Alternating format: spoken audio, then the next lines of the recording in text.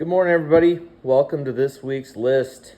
I've got some Great Morgan dollars, a little bit of gold, and then we're going to finish up, and you'll see it in the background teasing you, is some pretty cool paper money, which I don't offer a lot, but sometimes I come across some stuff that I just have to buy, and this is certainly Commander's List worthy. So anyway, let's start off with this coin, 1881S, mint state 67, plus, star, CAC, killer color. Look at that magenta over here on the right hand side. Let me grab my pointer. Always forget it.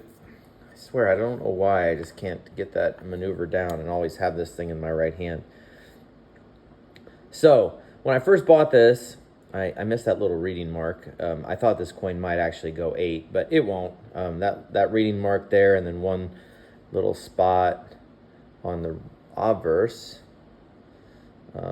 also precludes it. This is on the slab, by the way, not on the coin. Actually, that one right there is on the coin. There's another little part right next to that that's on the slab that I tried to polish out and didn't get quite all of it out. But anyway, it's still a killer high-end 7. Look at that cheek.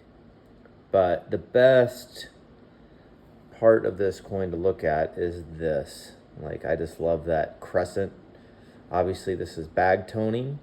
NGC liked it, CAC liked it, and it is very, very beautiful and with great eye appeal, as the star denotes in the NGC holder. All right. Next up, 1888-0 and 64 PL. Fun date to get in PL. Doesn't break the bank in 64. This coin is blast white, no toning whatsoever. I agree with the grade. A little too chippy for a gem, but it sure faces up like a gem. And look at that nice cameo. There's another 1888 coming up here. Although, let's see. Yeah. Just get a P mint after this one, and you're off to the races for a date set. Or for a mint mark set for the year. So this coin is very choice for the grade. Little chatter on the cheek, but not enough to really keep it out of a 5 holder. I believe this coin is a 5. If it doesn't sell here, I will crack this puppy. Look at that. It's just a great looking piece. Old green label holder. CAC. Choice reverse as well. That does not necessarily, that little graze there does not keep it out of a 5 holder, in my opinion. Also blast white. And then all you really need is the P mint, which is probably the easiest one to get, I would guess. Certainly not the S. This is the hardest of this date. By the way, these 8s, always keep an eye out for them. You know, I don't generally pay a premium depending on what it is, but that is a good luck number in China, and a lot of Chinese people will pay a premium on coins with that date, and it's because 8 represents money, by the way. Interesting little feed tidbit.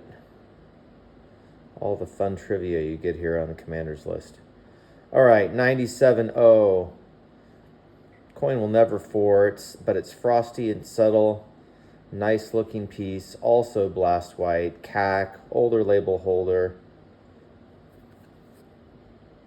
97.0s are a great date. Get very expensive as you get up into the higher grades. Die cracks are pretty cool. Look at how that die was failing. I'm sure that's some sort of a VAM. I don't think it carries a premium, but if you cherry pick me, good on you. $97.00. All right. Figured I'd throw in a little bit of gold here since gold's on such a freaking tear. This is an 1851 5, crusty, original, worn. 51s can be had.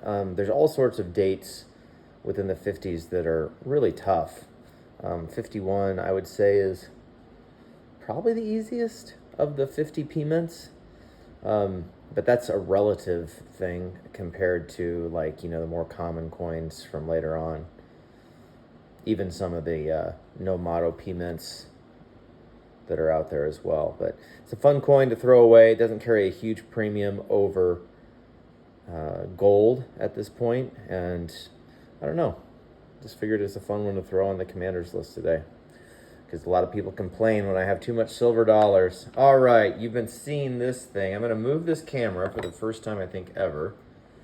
So look at this. This is an uncut sheet, type 1 sheet of Pacific Grove, $10. They're all aces. I'm just going to get a little closer here.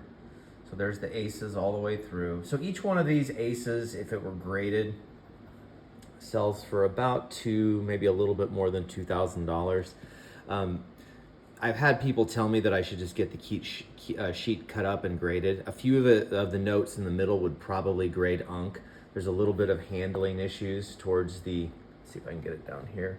A little bit of handling and that looks like that's a little pencil mark there.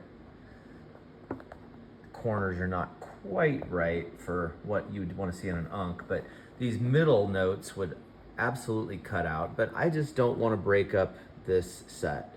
So I am selling it. It's going to be on sale for $12,000, and it is the only one of its kind. By the way, it is not on the census, so I'm sure some paper weenie is going to be like, oh my gosh, I got to add this to the census. And I am letting it out for the first time in about a year. I used to live in Pacific Grove, California.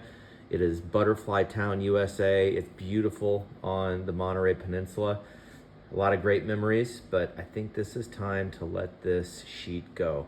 All right, folks, hope you enjoyed it. Please subscribe, tell your friends, tell everybody.